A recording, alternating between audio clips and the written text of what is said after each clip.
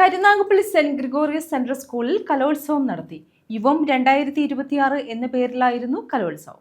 Karunagappally saint Gregorios central സ്കൂളിലാണ് യുവം 2026 എന്ന പേരിൽ കലോത്സവം സംഘടിപ്പിച്ചത്. നടി കെസിയ ജോസഫ് കലോത്സവം ഉദ്ഘാടനം ചെയ്തു. എല്ലാ കുട്ടികളും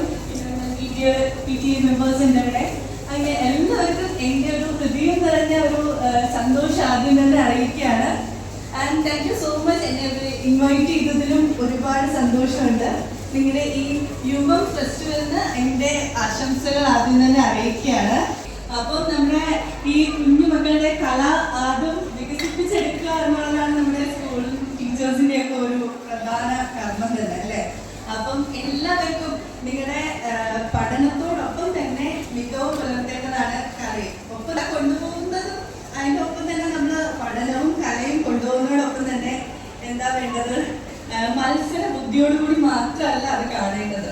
മത്സര ബുദ്ധി മാത്രമല്ല കാണേണ്ടത്, ഒപ്പം തന്നെ നമ്മളുടെ ഓരോ കലയും നമുക്ക് മുന്നോട്ട് പോകേണ്ടതുണ്ട്. എന്താണെന്ന് വെച്ച് കഴിഞ്ഞാൽ ഈ ഒരു കല ചെറിയ കലയാണെങ്കിലും അത് നമ്മൾ വളർത്തി കൊണ്ടുവരേണ്ടതാണ് നമുക്ക് ഓരോരുത്തർക്കും ചെയ്യേണ്ടത് അല്ലേ.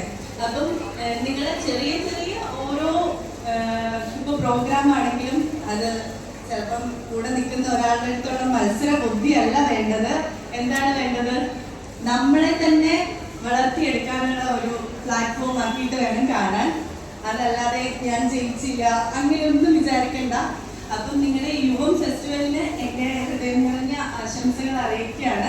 സ്കൂൾ സ്ഥാപക ചെയർമാൻ ഡി ജോർജ് കാട്ടുതറയിൽ അധ്യക്ഷത വഹിച്ചു.